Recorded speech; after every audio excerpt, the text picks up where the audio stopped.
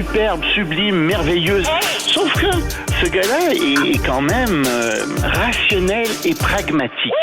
Mais ça pose un très grave problème.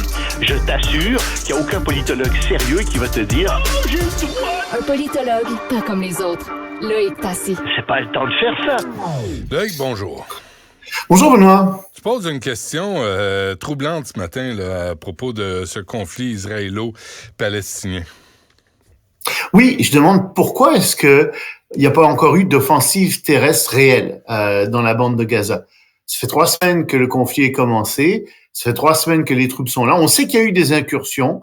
Israël l'a reconnu aussi. J'en parlais hier. Le Hamas en avait parlé. D'accord. Pourquoi est-ce qu'ils sont pas rentrés? Alors, on peut trouver toutes sortes de réponses à ça. Il y en a qui sont assez simples. On se dit, bon, c'est vrai qu'il y a des otages, 222 otages qui restent, ou à peu près. Puis là, tu te dis, bon, ben, si on rentre, c'est certain qu'ils perdent la vie, ces otages-là. Mais qu'est-ce qui est le plus important? La vie des otages ou en ce moment la vie des Palestiniens, parce que les bombardements font énormément de morts? Ou est-ce que on fait perdurer le conflit? Et je t'ai dit, moi, je pense qu'il y a une partie du gouvernement israélien qui considère que les otages sont morts, dans le sens où c'est des pertes de guerre, c'est épouvantable pour les familles, mais on peut pas être... C'est du chantage en même temps. Tu peux pas te laisser engager par du chantage comme ça. Mais bon, il y a des otages. Il y a pas eu 2 mamies là, qui ont été libérées? Il y a 2 otages qui ont été libérés. Et tu vois bien ici comment le Hamas joue avec ça. Il a libéré 2 personnes, puis les otages sont... Et qui ont dit...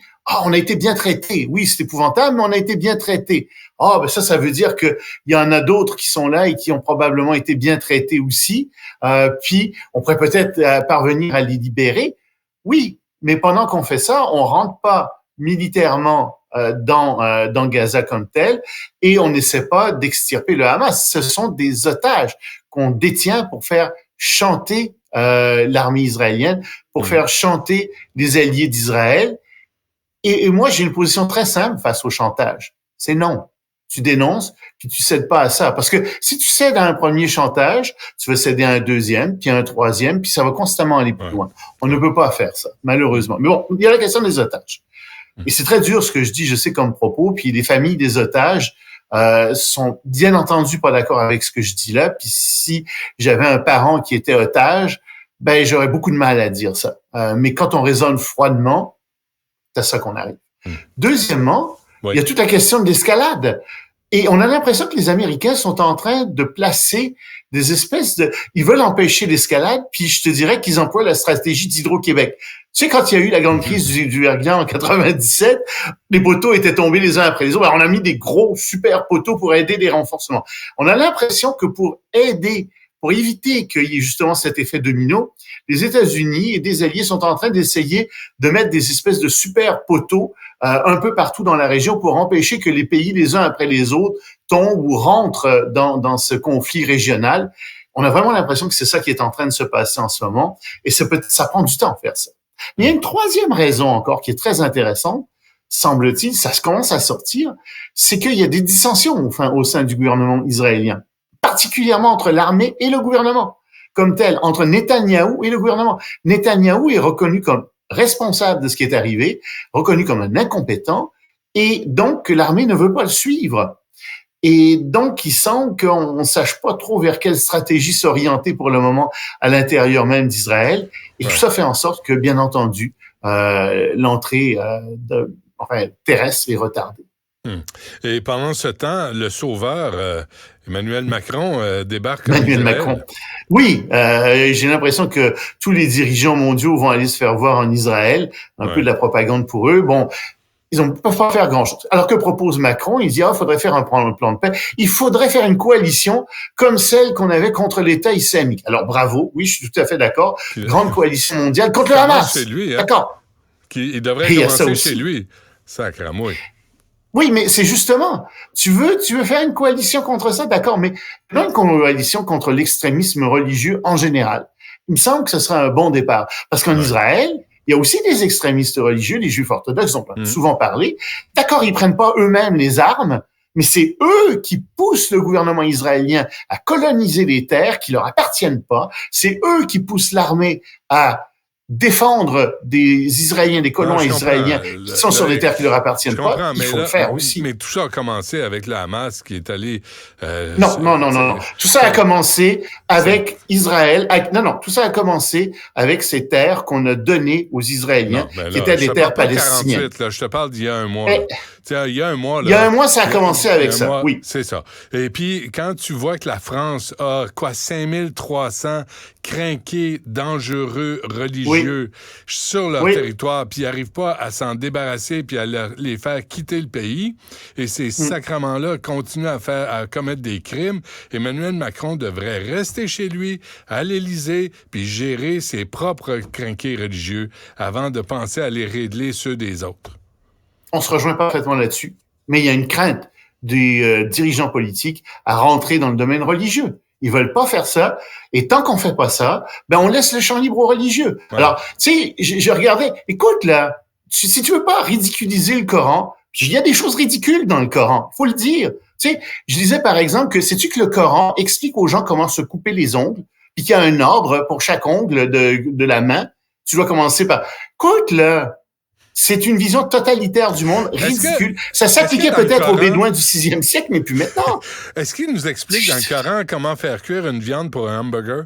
Tu sais, pour pas... Non, je pense pas que ce soit là. De la viande hachée? Non, c'est pas là-dedans, je pense pas. C'est dans le livre. Je suis pas expert sur le Coran, mais je pense que ça, c'est pas là-dedans. C'est Ricardo, je me mélange tout le temps. mais vraiment, Benoît, tu sais, on n'ose pas dire aux dirigeants religieux, écoutez, là, vous essayez de faire croire aux gens des choses qui n'ont aucun sens et surtout, politiquement, vous enfermez les gens dans un système totalitaire. Ça n'est pas acceptable au 21e siècle. Le Vatican fait pareil, c'est tout la même chose. Absolument, il y a des choses comme...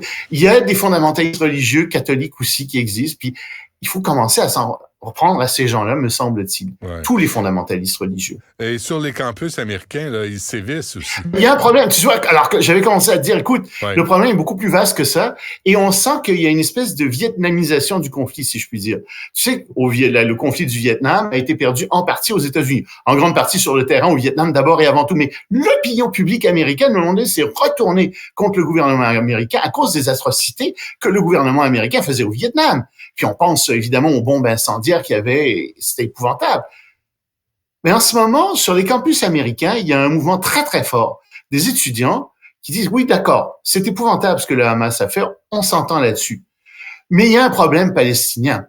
Les Israéliens en Cisjordanie et à Gaza ne sont pas chez eux.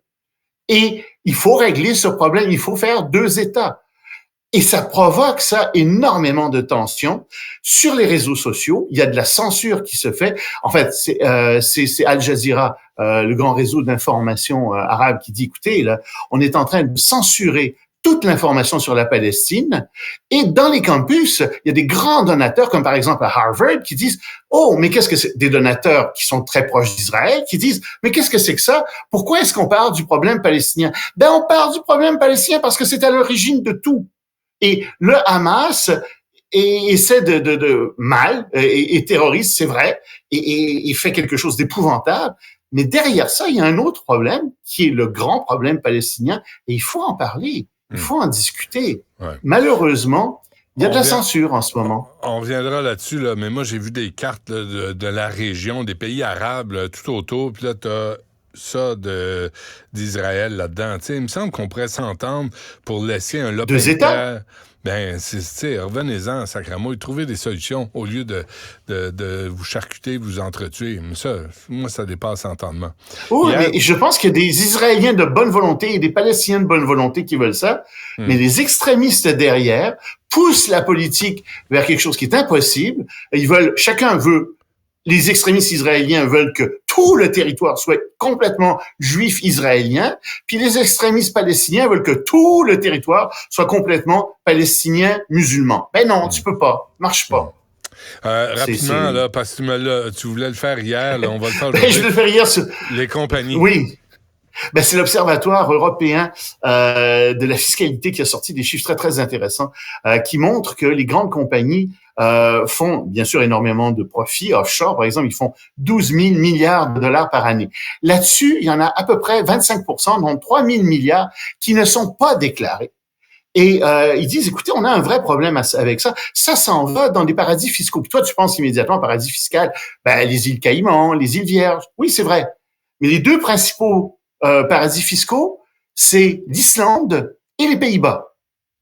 Ah, tu dis quand même, on pourrait faire quelque chose avec ces deux-là, me semble-t-il aussi. Ben oui. Mais ils disent, écoutez, si cet argent était déclaré, si ça n'allait pas vers ces paradis fiscaux, les gouvernements du monde entier recevraient en moyenne 10% de plus de recettes fiscales. Ça veut dire que tes impôts, mes impôts, ceux des gens qui nous écoutent, baisseraient de 10%.